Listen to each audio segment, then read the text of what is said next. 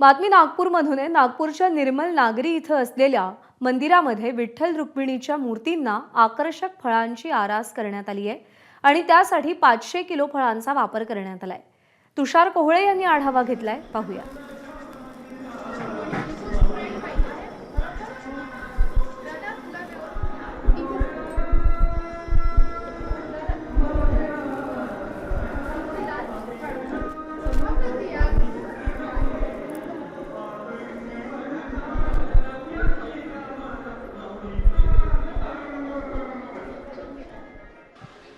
आज आषाढ एकादशी निमित्त नागपूरच्या निर्मल नगरीमधील गजानन महाराज मंदिरातील ज्या विठ्ठल रुक्मिणीच्या मूर्त्या आहे त्यांना आकर्षक फळांच्या आरसने सजवण्यात आलेलं आहे। आपण बघू शकतो की अत्यंत सुंदर अशी ही आरस आहे आणि वेगवेगळ्या फळांचा म्हणजे सध्या बाजारपेठेमध्ये जी फळं उपलब्ध आहे त्या सर्व प्रकारच्या फळांचा वापर ही आरस तयार करण्यासाठी केला गेलेला आहे आणि जवळपास 10 तास ही आरस तयार करण्यासाठी इथल्या भक्तांना परिश्रम घ्यावे लागले। छान वाटते, खूप समाधान वाटते, सगळं दुःख विसरून विठ्ठलाकडे पाहावं वाटते।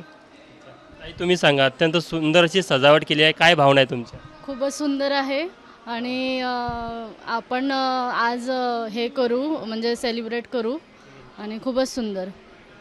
आपण बघू शकतो की आषाढ एकादशी निमित्त संपूर्ण राज्यामध्ये भक्तिमय वातावरण पाहायला मिळतं। ज्या लोकांना पंढरपूरला आज जाणं शक्य नसतं ते स्थानिक मंदिरामध्ये येऊन दर्शन घेतात आणि विठुरायांना आशीर्वाद मागतात।